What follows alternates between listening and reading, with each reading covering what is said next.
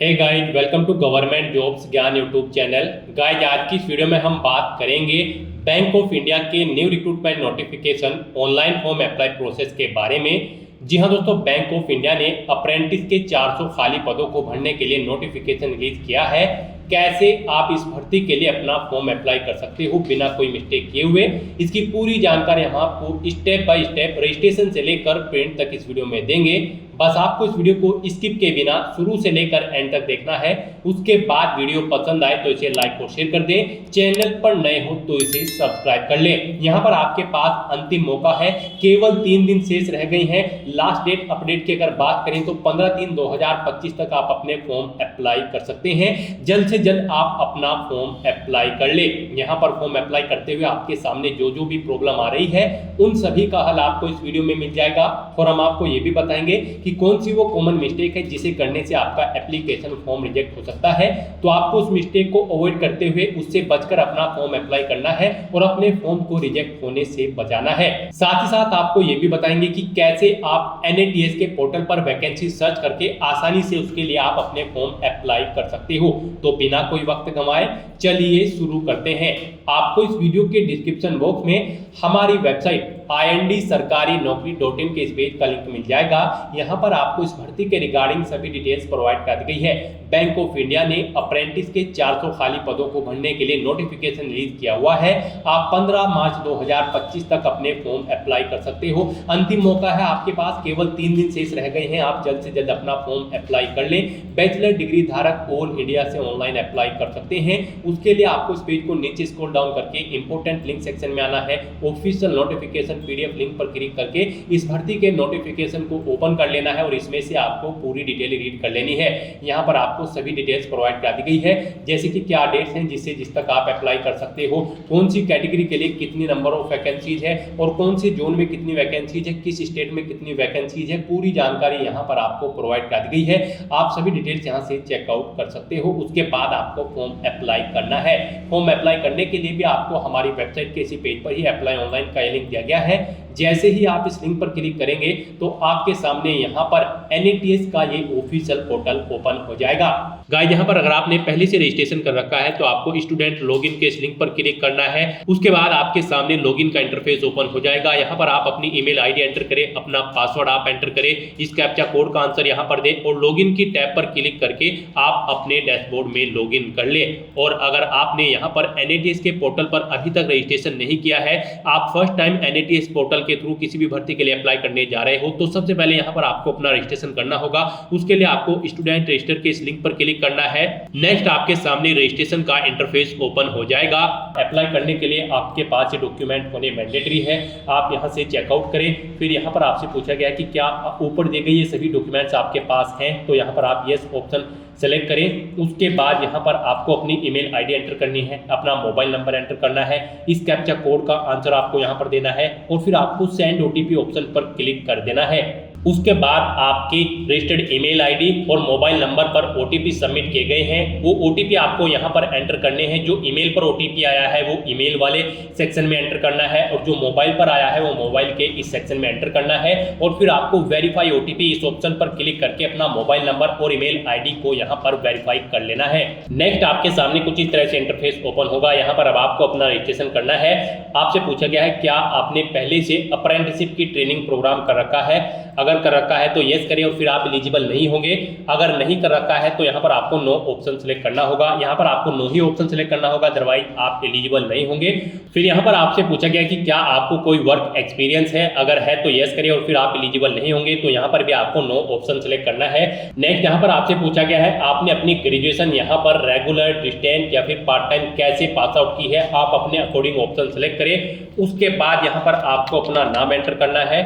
फिर यहाँ पर आपको अपनी डेट ऑफ बर्थ सेलेक्ट करनी है, अपना जेंडर आप सेलेक्ट करें, अपनी कैटेगरी सेलेक्ट कर लें। उसके बाद यहाँ पर आपको अपना आधार नंबर एंटर करना है। फिर यहाँ पर आपको अपना आधार कार्ड अपलोड कर देना है। PDF फॉर्मेट में अपलोड करना होगा और उसका साइज 1 MB से कम होना चाहिए। आपको चूज फाइल बटन पर क्लिक करना है, फाइल को सिलेक्ट करना है और अपना आधार कार्ड यहाँ पर अपलोड कर देना है। उसके बाद यहाँ पर आपको अपना स्टेट सेलेक्ट करना है, किस स्टेट से आप बिलोंग करते हैं। फिर यहाँ पर आपको अपना डिस्ट्रिक्ट सेलेक्ट कर लेना है। फिर यहाँ पर आपको अपने इंस्टीट्यूट का नाम सेलेक्ट करना है जिससे आपने अपनी ग्रेजुएशन पास आउट की है। आप अपने अकॉर्डिंग यहाँ पर ऑप्शन सेलेक्ट करें। उसके बाद यहाँ पर आपको इस पेज को नीचे स्क्रॉल करना है। यहाँ पर अब आपको अपना एजुकेशन का टाइप सेलेक्ट कर लेना है। यहाँ पर आपने डिप्लोमा किया है इंजीनियरिंग में या फिर टेक्नोलॉजी में, या फिर डिप्लोमा है आपके पास जनरल स्ट्रीम में, या फिर आपके पास ग्रेजुएट इंजीनियरिंग या टेक्नोलॉजी में डिग्री है, या फिर ग्रेजुएट आपने यहाँ पर जनरल स्ट्रीम में किया है। आप अपने अकॉर्डिंग यहाँ पर ऑप्शन सेलेक्ट करें। फिर यहाँ पर आप यस ऑप्शन सेलेक्ट करें। कोर्स सेलेक्ट करें, आपने कौन सा कोर्स किया है। फिर यहाँ पर आपको अपना स्पेशलाइजेशन सेलेक्ट कर लेना है। उसके बाद यहाँ पर आपको अपनी स्टूडेंट आईडी यानी कि इनरोलमेंट नंबर अपना ग्रेजुएशन का यहाँ पर एंटर कर देना है। फिर पासिंग ईयर आपको देना है, कब आपने अपनी ग्रेजुएशन पास आउट की है। उसके बाद यहाँ पर ईयर देना है। ईयर देने के बाद आपको मंथ यहाँ पर देना है, किस मंथ में आपने अपनी ग्रेजुएशन पास आउट की है। फिर यहाँ पर आपको अपनी परसेंटेज एंटर करनी है, कितने परसेंटेज मार्क्स आपने यहाँ पर ग्रेजुएशन में ऑब्टेन किए हैं, या फिर CGPA है तो CGPA की डिटेल दें। उसके बाद आप इस पेज को नीचे स्क्रॉल करें। नेक्स्ट यहाँ पर आपको अपना पासवर्ड एंटर करना है। आप अपना पासवर्ड यहाँ पर अल्फा न्यूमेरिक फॉर्मेट में दें। मीन्स आपके पासवर्ड में कम से कम एक अपर केस कैरेक्टर, एक लोअर केस कैरेक्टर, एक इंटीजर नंबर और एक स्पेशल कैरेक्टर जैसे कि @ या फिर डॉलर होना चाहिए। तो इस फॉर्मेट में आपको अपना पासवर्ड यहाँ पर एंटर करना है। वही पासवर्ड आपको कंफर्म पासवर्ड फील्ड में एंटर करना है। फिर आपको यहाँ पर इस कैप्चा कोड का आंसर देना है और सबमिट बटन पर क्लिक कर देना है। उसके बाद आपकी रजिस्टर्ड ईमेल आईडी पर एक एक्टिवेशन का लिंक आया होगा कुछ इस तरह से। यहाँ पर आपको योर वेरिफिकेशन लिंक के सामने इस लिंक पर क्लिक कर देना है। उसके बाद आपके सामने कुछ इस तरह से इंटरफेस ओपन होगा।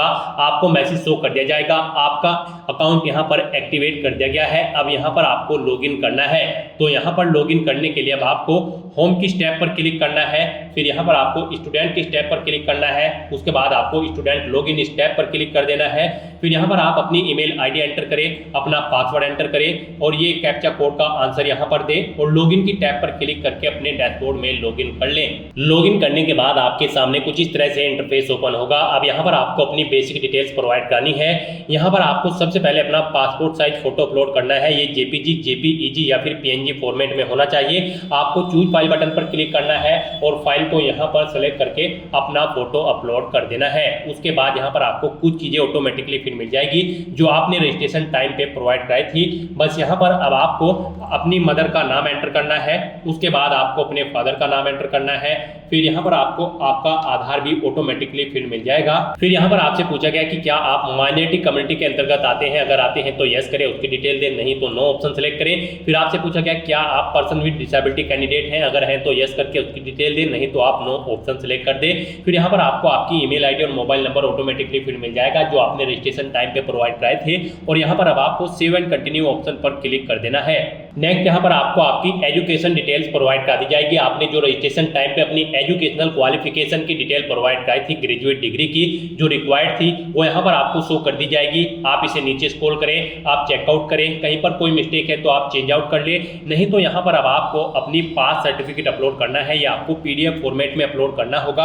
आप चूज फाइल बटन पर क्लिक करें, फाइल को सिलेक्ट करें, अपने एजुकेशनल सर्टिफिकेट यहाँ पर अपलोड कर दें। फिर यहाँ पर आपसे पूछा गया है आपने इसके अलावा भी कोई डिप्लोमा या फिर हायर सेकेंडरी एजुकेशन या फिर हाई स्कूल या फिर ITI आप जिसकी भी डिटेल देना चाहते हैं यहाँ पर आप ऑप्शन सेलेक्ट कर लें और फिर यहाँ पर उसकी डिटेल प्रोवाइड कराएं। जैसे कि अगर आप 10+2 की डिटेल देना चाहते हैं तो यहाँ पर आप अपना स्टेट सेलेक्ट करें। सबसे पहले किस स्टेट से आपने अपनी 12th पास आउट की है।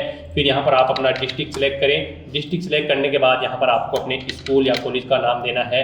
फिर यहाँ पर आपको बोर्ड का नाम देना है या फिर इंस्टीट्यूट का नाम देना है जिससे आपने अपनी 12वीं क्लास यहाँ पर पास आउट की है। स्टूडेंट आईडी आप अपनी एंटर करें। स्कूल में आपने कितने परसेंटेज मार्क्स ऑब्टेन किए हैं वो यहाँ पर आप एंटर कर दें और अगर CGPA में किए हैं तो CGPA यहाँ पर आप एंटर कर दें। अपने बारे में कुछ देना चाहते हैं तो आप बताना चाहते हैं यहाँ पर आप राइट डाउन कर दें। फिर आपको अगर कोई जनरल स्किल्स है तो यहाँ पर आप ऐड कर दें। फिर उसके बाद आप कौन कौन सी लैंग्वेजेस जानते हैं यहाँ पर आप कोमा लगाकर अपनी सभी लैंग्वेज की डिटेल प्रोवाइड करा सकते हैं और उसके बाद आपको सेव एंड कंटिन्यू ऑप्शन पर क्लिक कर देना है।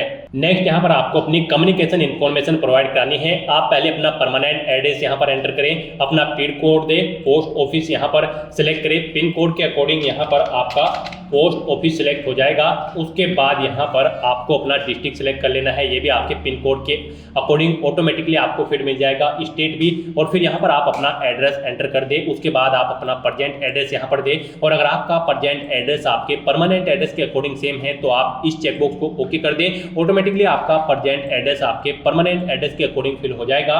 उसके बाद आप सेव एंड कंटिन्यू इस ऑप्शन पर क्लिक कर दें। नेक्स्ट यहाँ पर आपको अपनी ट्रेनिंग प्रेफरेंस सिलेक्ट करनी है। यहाँ पर आपको 3 चॉइसेस दी गई है। आप सबसे पहले अपना स्टेट सिलेक्ट करें, किस स्टेट में आप अप्रेंटिसशिप की ट्रेनिंग लेना चाहते हैं। तो यहाँ पर पहले आप स्टेट सिलेक्ट करें, उसके बाद आप यहाँ पर डिस्ट्रिक्ट सिलेक्ट करें, किस डिस्ट्रिक्ट में आप लेना चाहते हैं अपनी ट्रेनिंग।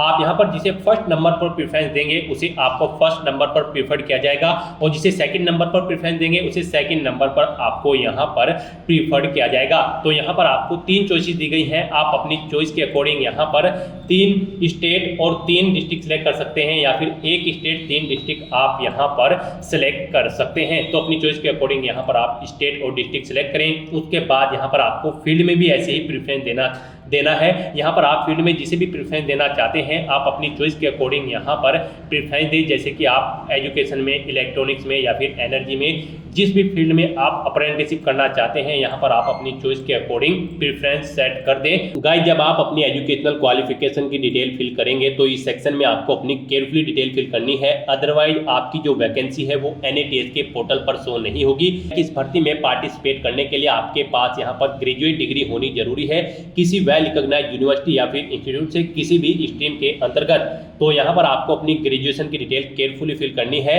और जब आप क्वालिफिकेशन फिल करने के बाद फील्ड प्रेफरेंस सेलेक्ट करेंगे तो इसमें आपको बैंकिंग से रिलेटेड फील्ड आपके पास होनी चाहिए, जैसे कि बैंकिंग एंड फाइनेंस या फिर कैपिटल गुड्स या फिर ई-कॉमर्स एंड सो ऑन। जो भी आपकी बैंकिंग के अंतर्गत प्रेफरेंस है वो यहाँ पर आपको सिलेक्ट करनी होगी, अदरवाइज आपको NATS के पोर्टल पर वैकेंसी शो नहीं होगी। उसके बाद आपको सेव एंड कंटिन्यू ऑप्शन पर क्लिक कर देना है।